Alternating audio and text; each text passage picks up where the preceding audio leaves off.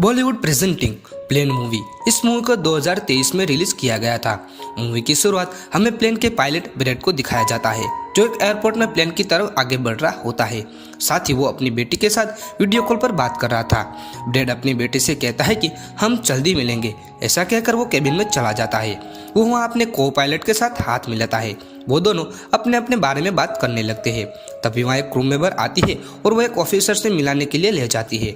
वो ऑफिसर कहता है कि एक इमरजेंसी है, इसलिए तुम्हें एक कातिल को साथ ले जाना होगा, जिसका नाम टोनी है। तुमको यह जिम्मेदारी इसलिए दी जाती है ताकि तुम काफी समझदार हो। इस पर ब्रैड मान जाता है।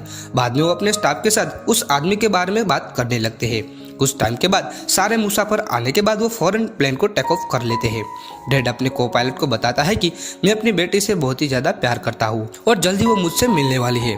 हम दोनों के अलावा इस दुनिया में और कोई नहीं है। प्लेन रात में काफी समय तक सफर कर रहा होता है, लेकिन तभी अचानक मौसम बिगड़ने लगता है, जहाँ पर ब्रैड कुछ परेशान नजर आता है। वो सभी मुसाफिर को सीट बेल्ट बांधने को कहता है। ब्रैड रेडियो सिग्नल की मदद से बात करने की कोशिश करता है, लेकिन इसकी बात नहीं हो पाती। कुछ देर के बाद बिजली का एक झटका प्लेन से आकर टकराता है, जिससे प्लेन हिलने लगता है। इसलिए वो पैसेंजर को चेक करने के लिए जाता है। तभी प्लेन के अंदर लाइट चालू बंद होने लगती है। इसी बीच ब्रैड को चोट लग जाती है, जो एक बैग से टकराने से आई थी। इस प्लेन की झटकों की वजह से सभी मुसाफिर की हालत खराब हो रही थी। ब्रैड अपने साथी के साथ मिलकर प्लेन को संभालने में लग जाता है। यह काम काफी मुश्किल था, क्योंकि एक तरफ रेडियो काम नहीं कर रहा था और ऊपर से स्क्रीन पे आगे का कुछ भी नहीं दिखाई देता था। तभी ब्रैड कहता है कि प्लेन को नीचे की तरफ ले जाना होगा। अगर ऐसा नहीं किया तो एक और झटके से प्लेन तबाह हो जाएगा। वो प्लेन को फौरन नीचे लाते हैं। उसी दौरान एक लेडी सीट बेल्ट खोल देती है। इसी को देखकर ऑफिसर ऐसा ही कर देता है। प्लेन नीचे की तरफ जा रहा होता है तो ऊपर वाली साइड से वो इतनी जोर से टकराता है कि वो वहीं मर जाता है। अचानक प्लेन तेजी से नीचे आने लगता है। तभी ब्रैड और उसका साथी प्लेन को कंट्रोल कर लेते हैं। तभी एयर होस्टेस अंदर आकर बताते हैं कि मुसाफिरों की हालत खराब हो रही है, जिस पर ब्रैड कहता है कि तुम पैसेंजर को संभालो, क्योंकि हम जल्दी नजदीक के एयरपोर्ट पर उतरने वाले हैं। लेकिन वो एक आइलैंड के ऊपर से गुजर रहे थे, तो उनके पास और कोई रास्ता न होने पर वो प्लेन को इस आइलैंड पर उतारने का फैसला करते हैं। ब्रैड कोई सेफ जगह को देखकर प्लेन को उतारता है। हालांकि उन्होंने इमरजेंसी लैंडिंग की थी, लेकिन फिर भी वो सही सलामत नीचे उतर गए थे। ब्रैड और उनके साथी को पता चलता है कि प्लेन में अभी भी थोड़ी सी बिजली मौजूद है। ब्रैड सभी को नीचे उतरने का कहता है। वहीं दूसरी तरफ प्लेन के मालिक को पता चल जाता है कि प्लेन अचानक से गायब हो गया है, क्योंकि उसने प्लेन को लैंड होते हुए नहीं देखा था। रेडियो भी खराब था, इसलिए उनसे कांटेक्ट नहीं हो पा रहा था। वो थोड़ा सा टेंशन में नजर आता है। वहीं उस आइलैंड पे एयर होस्टेस आकर ब्रैड को बताते हैं कि टोनी को लाने में उस ऑफिसर की मौत हो गई है, जिस पर ब्रैड को दुख होता है और कहता है कि तुम बाकी मुसाफिरों का ख्याल रखो। सभी पैसेंजर को यह पता नहीं था कि हम इस आइलैंड पर क्यों उतरे हैं। ब्रैड सामने आकर बताता है कि इमरजेंसी की वजह से हमें यहाँ उतरना पड़ा। प्लेन में अभी भी थोड़ी बिजली बची है, जिससे हम रेडियो सिग्नल की मदद से रेडियो टावर से कांटेक्ट करने की कोशिश करेंगे। तब तक आप यहाँ पर आराम से रहिए। और ब्रैड कहता है कि हम जल्दी यहाँ से निकल जाएंगे। उधर प्लेन कंपनी के मालिक की मुलाकात एक एक्सपर्ट से होती है, जो प्लेन को खोज निकालने का काम करता है। प्लेन का मालिक उस एक्सपर्ट से कहता है कि मुझे सारी जानकारी चाहिए, जैसे कि प्लेन कहाँ है, वर्कर कैसे है, मुसाफिरों की हालत कैसी है, वो सब। इस तरफ ब्रैड प्लेन को ठीक करने लगता है। ब्रैड को पता चलता है कि प्लेन में पावर बिजली काफी कम है, इनको रेस्क्यू टीम का इंतजार करना होगा। जब वो अपने साथी पायलट को बताता है, तब उसका साथी पायलट नक्शा दिखाकर कहता है कि हम प्राइवेट आइलैंड पर है, जो एक आर्मी का कब्जा था, जो बहुत बुरे आदमी है। अगर उन्होंने हमें कुछ भी नुकसान पहुंचा है तो गवर्नमेंट भी हमें नहीं बचा पाएंगे। जो सुनकर ब्रैड कहता है कि हमें जैसे भी करके हमें रेस्क्यू टीम को बुलाना पड़ेगा, ताकि वो हमें यहाँ आकर बचा ले। एक ही रास्ता था यहाँ से निकलने का। ब्रैड सभी के पास आकर कहता है कि किसी खराबी की वजह से रेडियो काम नहीं कर रहा। यह सुनकर सभी परेशान हो जाते हैं।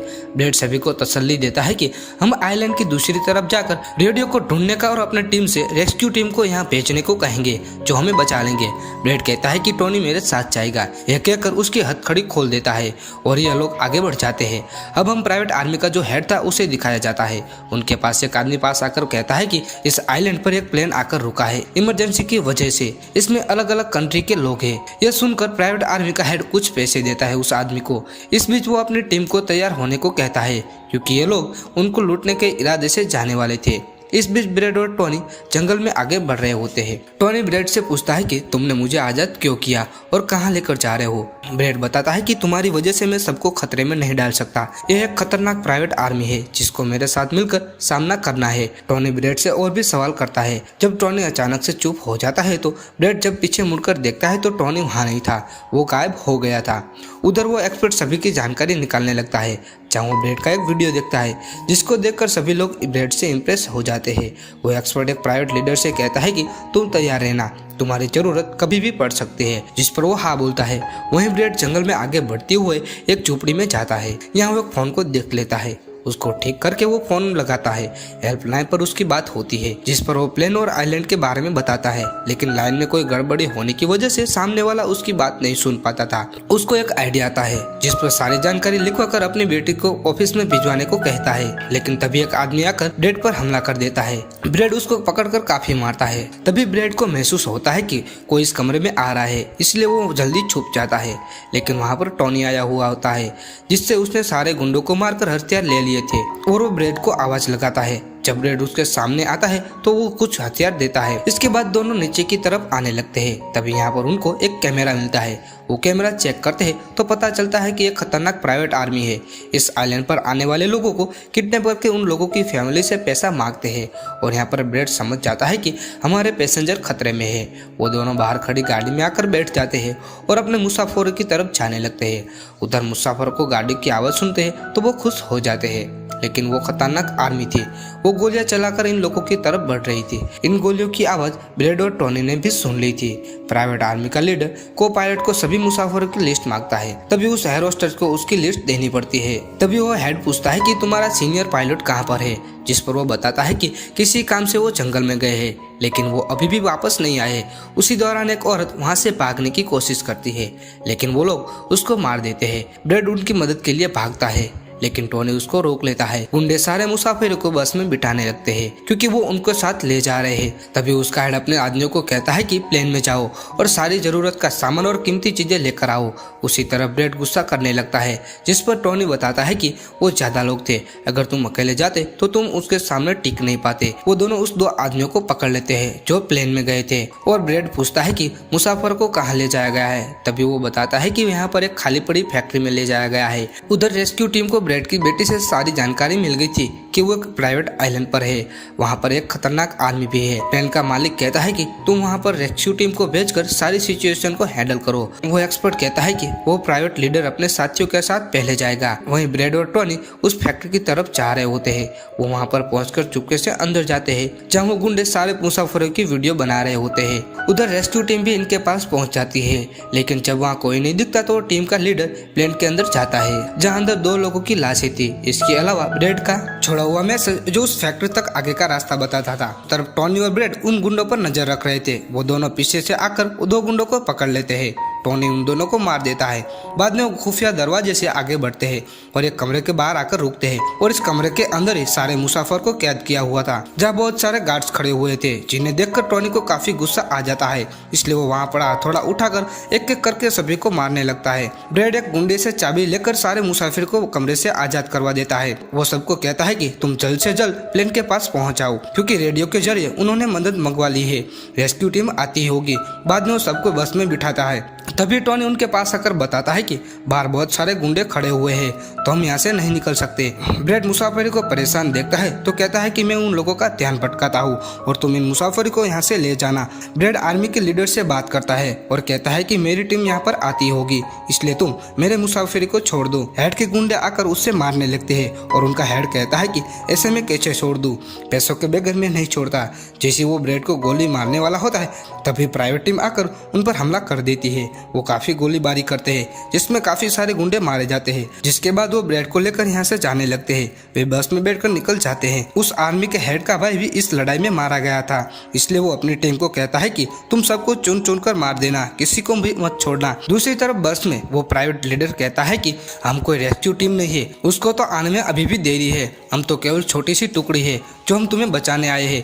यह सुनकर ब्रेड घबरा जाता है, लेकिन वो कहता है कि मेरे पास एक आइडिया है। जिसके बाद वो प्लेन के पास आ जाते हैं, जहाँ मुसाफरी को टोनी पहले से ला चुका था।